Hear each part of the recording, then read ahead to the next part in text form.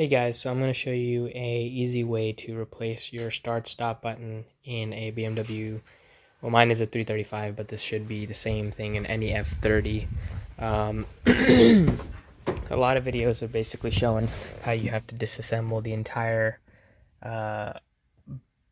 button, start stop button, but I got this one from, I believe, Amazon, and it came with this green clay stuff.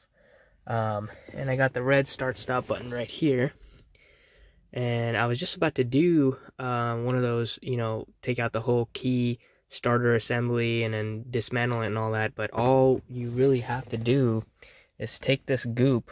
It's like a little clay. You put it on here, let it sit for a second, and just watch. Just pull it out real fast.